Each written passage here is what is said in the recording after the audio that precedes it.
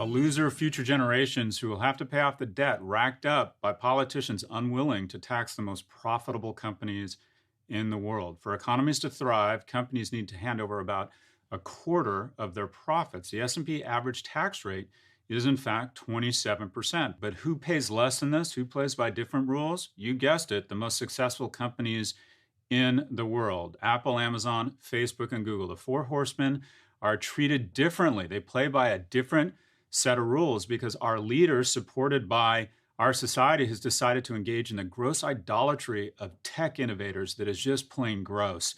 Think about it. The terrorists in San Bernardino last year, if they were using a BlackBerry and BlackBerry or RIM had refused to provide access to the FBI, we would have shut down the Canadian border, but not the iPhone. It's sacred. We have our Jesus Christ, we have our cross, and we've decided that our iPhone is more sacred than our home or our computers or our persons that can be searched with due cause. Politicians in the US are worshiping at the altar of these tech geniuses. Marguerite Vestager in the EU is slapping Google with a $2.7 billion fine over comparative shopping search results.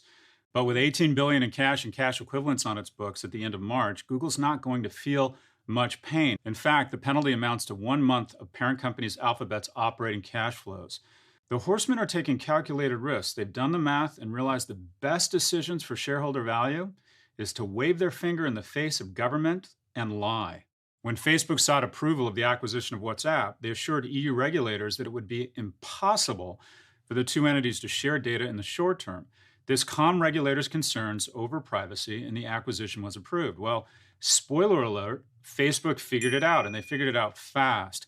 So feeling lied to, the EU fined Facebook $122 million. Facebook felt WhatsApp was worth $19 billion, so a 0.6% premium for increasing the likelihood the acquisition goes through is chump change. This is the equivalent of getting a $10 parking ticket for a meter that charges $100 every 15 minutes. It's just better to break the law. What is the algebra for an effective penalty? The fine times the probability of getting caught equals serious shit. It's time for regulators to grow a pair and begin levying serious penalties against the four. For example, when 80% of our news on Google and Facebook the week before the election is fake, and Google and Facebook have not put in place the processes and technology that, by the way, other media firms seem to have figured out, what should the penalty for that be? Facebook's defense: we're not a media company, but a platform.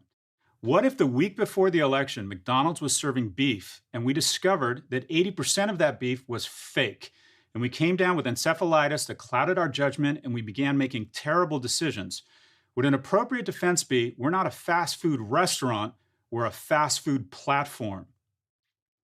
We'll see you next week.